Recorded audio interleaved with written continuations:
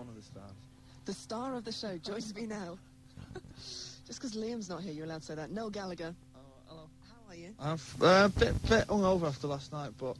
What was it like last night for you? Yeah, it's hard to put it into words, really. Because, I mean, you know, it's the biggest gig anyone's ever played anywhere in England. And why did you do it? Is it because it was there to be done and you just had to make that history? Well, there was loads of offers for summer gigs, like, you know, the festivals and all that. And with, I suppose what really took the balance was Glastonbury not being on this year, so we always had an idea that we were going to do something massive outdoors in the summer, but... So, and then, obviously, with, like, you know, Pink Floyd playing in, Stones and Led Zeppelin and all that, this was sort of like the obvious place to do it. So it was mentioned, and then we came down and sort of got out of the car in the middle of the film, I started laughing. I was like, I can't play here, man, it's just too bonkers. And then here we are, you know. What was it like then when you walked out on stage last night? Can you remember the feelings? I just remember thinking, I've got to get across to the other side of the stage without tripping over anything, because that's what I always think when I go on stage every night. It's like, I mean, you walk on like double big-headed and double cocky, and like, oh, good evening, you know, biggest band in the world and all that. And I always have this feeling of going, oh, you know, biggest band in the world, and tripping over someone's mic lead and falling on your ass, looking like a right tosser in front of everyone. So it was like, get over there, pick the guitar up, and then just start playing. Because we were a bit nervous before we went on, but as soon as we started playing, we were all happy. Okay, this gig that you're doing tonight is going to be going out to, what is it, 40 countries around the world, 500 radio stations. Will that be going through your head when you're playing? Well, it will now. You've just mentioned it, yeah. It's amazing to think that there'll be people in sort of like Southern Europe somewhere listening to it live as albums, which is mental. And then there's going to be people in Los Angeles listening to it tomorrow, I think, something like that, which is mind-boggling. And it's all down to us. Fantastic. But, will this be the biggest gig that you will ever play? I think I won't say it'll be the biggest gig I ever play, because every time I say that, then we do somewhere bigger. What were you like the night before last night? So did you go to bed early in preparation for this weekend? Yeah, well, so that would have been Friday night, wouldn't it? Friday afternoon we sound checked here. So what we've done was, I've got a couple of mates staying with us from Manchester. On Thursday night, we stayed up all night and had a bit of a party, because it was the last one we were going to have for the weekend, until tonight. Because if we hadn't stayed up all night till about 7 in the morning, we wouldn't have been able to sleep Friday night, because we'd have been, like, too nervous. So we got here, sound check, went home, we was in bed for about 10, and was up for about 11. And then this geezer comes and knocks on the door, like, about 10 o'clock in the morning. Oh, no, about 11. And he's a grown man, like, so the door goes, so I open the door, and he says, "What, mate? You not at Knebworth, then?" So I went, yeah, right, you know what I mean? I'm stood on my front doorstep talking to you.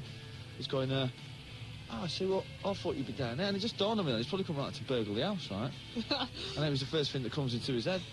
So he's going, my brother's going. I was like, well, that's funny, because my brother's going as well, you know what I mean? and then he just walked off. But then it all made sense then, because as he turned away, he had a Manchester United shirt on, with Cantona written on the back, so he was like, so that's it, yeah. But he's probably come to burgle, yeah. He's probably sat in my house, with the radio on, right this minute, going on with the video recorder going, ha, wanker. I know where he's now. Hey, if you're there, mate, don't take the Beatles photographs. They're worth a few bob. And leave the wife's underwear as well, mate. And how are the rest of the band at the moment? Liam's still in bed. Is he? He was last seen, the last I hope night... he gets up soon. Well, yeah, they're actually due to wake him up now. He was driving around the site at about 9 o'clock this morning, off his head with his fiancée. Oh, right. In a golf buggy, chanting some I don't know. Some song. Can you see yourself as best man at some point? I suppose I'll have to be, won't I? Yeah. He was asking me that the other day. He was going, "Oh, would you be the best man?" So he said, yeah. So there is going to be a wedding then? It's not just one of these, engagements forevermore? Well, you'd have to ask them to, really, but I would imagine sooner or later there will be. Oh, very interesting. Oh, well, yeah. Has this kind of taken you all by surprise? I mean, you've always been so confident about how big you're going to be, but just the way it's taken over. I mean, news at 10, the whole lot. It's just completely manic now. Yeah. Has it shocked even you? Yeah. Well, it's not shocking. It's just because we used to be able to. I mean, in the days of playing like the 100 Club and the Splash Club, and even like small, tiny little gigs like Main Road, you know,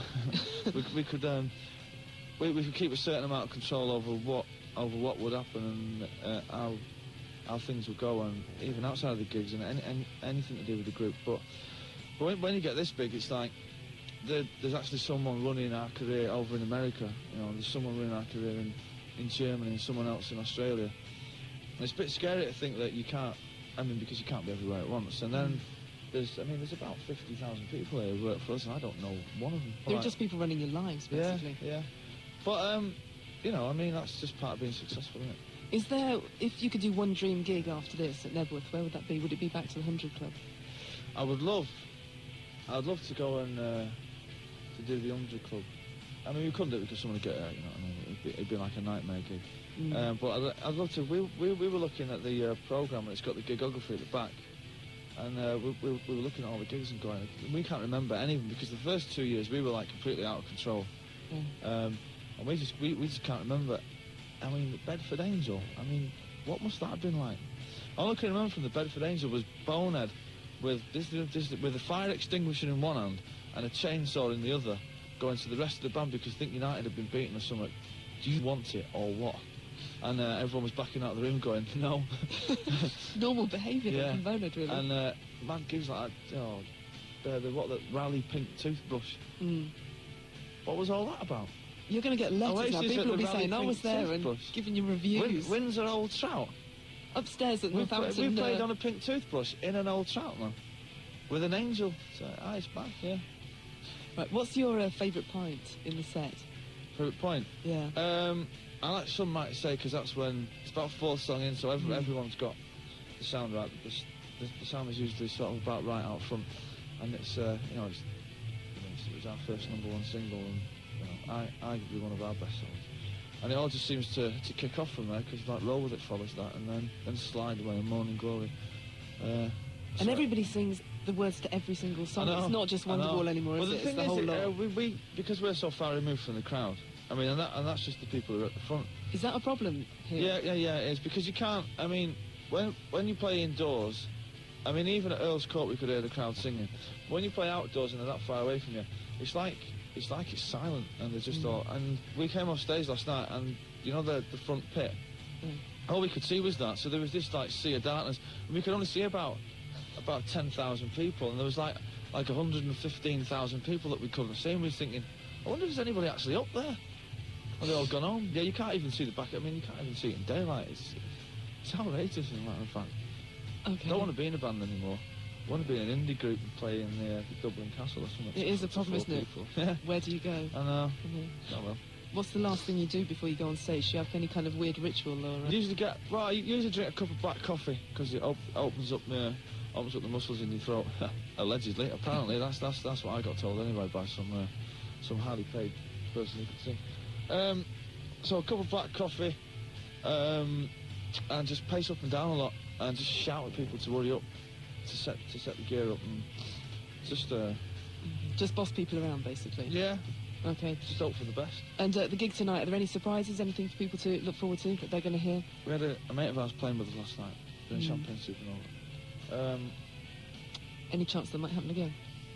Oh yes, he's playing tonight. I can't tell you more. I can't tell you who he is though, because I'll give you a clue though. He's on the dole at the moment, so he's here, but he's got to go and sign on tomorrow, so he might have to scarper quick after the gig. And Liam will probably be hungover, so Liam could be quite entertaining tonight. You think so? I think he was quite low key last night. Yeah, so. He was sober last night. You see, he could actually surpass himself on the knobometer tonight, maybe. He could just probably pass out. Yeah. I'll do that even. Yeah. Okay. No surprises from me, I'm afraid.